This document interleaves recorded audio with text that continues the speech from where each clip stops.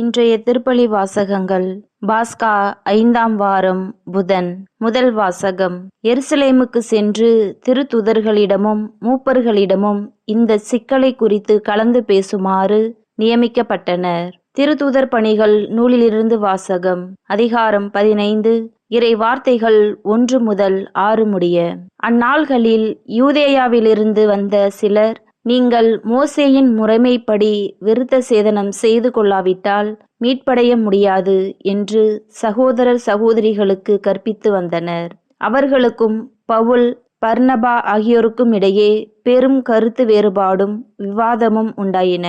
எனவே பவுலும் பர்னபாவும் அவர்களுள் சிலரும் எருசலேமுக்கு சென்று திருத்தூதர்களிடமும் மூப்பர்களிடமும் இந்த சிக்கலை குறித்து கலந்து பேசுமாறு நியமிக்கப்பட்டனர். அங்கிருந்து திருச்சபையார் அவர்களை வழி அனுப்பி வைத்தனர்.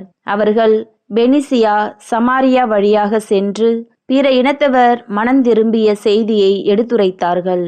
இது சகோதரர் சகோதரிகள் அனைவரிடமும் பெரும் மகிழ்ச்சியை ஏற்படுத்தியது. அவர்கள் எருசலேம் வந்தபோது திருச்சபையாரும் திருத்தூதர்களும் மூப்பர்களும் அவர்களை வரவேற்றார்கள். அப்போது கடவுள் தங்கள் வழியாக செய்த அனைத்தையும் அவர்கள் அறிவித்தார்கள்.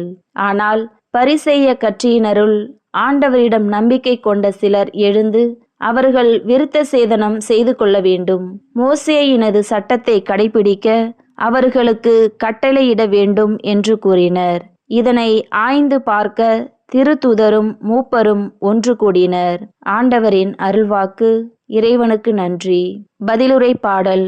திருப்பாடல் 122, இறை வார்த்தைகள் 1, 2 மற்றும் 4, 5. பல்லவி. அகமகிழ்ந்து ஆண்டவரது இல்லத்திற்கு போவோம், ஆண்டவரது இல்லத்திற்கு போவோம் என்ற அழைப்பை நான் கேட்டபோது அகமகிழ்ந்தேன். எருசலேமே, இதோ நாங்கள் அடியெடுத்து வைத்து உன் வாயில்களில் நிற்கின்றோம். பல்லவி. அகமகிழ்ந்து ஆண்டவரது இல்லத்திற்கு போவோம். ஆண்டவரின் திருக்குலத்தார் ஆங்கே செல்கின்றனர். இஸ்ரேல் மக்களுக்கு இட்ட கட்டளைகளுக்கிணங்க ஆண்டவரது பெயருக்கு அவர்கள் நன்றி செலுத்த செல்வார்கள். அங்கே நீதி வழங்க அரியணைகள் இருக்கின்றன. அவை தாவீது வீட்டாரின் அரியணைகள். பல்லவி. அகமகிழ்ந்து ஆண்டவரது இல்லத்திற்கு போவோம். நற்செய்திக்கு முன் வாழ்த்தொலி. அல்லேலூயா, அல்லேலூயா. நான் உங்களோடு இணைந்து இருப்பது போல நீங்களும் என்னோடு இணைந்து இருங்கள்.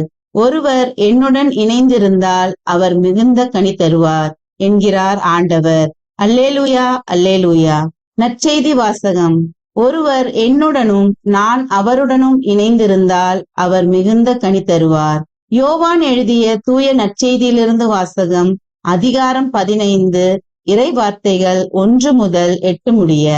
அக்காலத்தில் இயேசு தம் சீடரை நோக்கி கூறியது, உண்மையான திராட்சை கொடி நானே, என் தந்தையே அதை நட்டு வளர்ப்பவர்.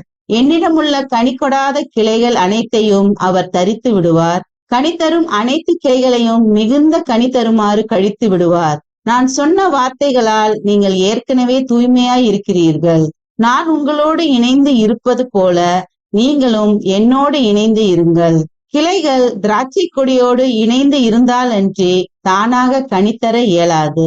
அதுபோல நீங்களும் என்னோடு இணைந்திருந்தால் அன்றி கனித்தர இயலாது. நானே திராட்சை கொடி, நீங்கள் அதன் கிளைகள்.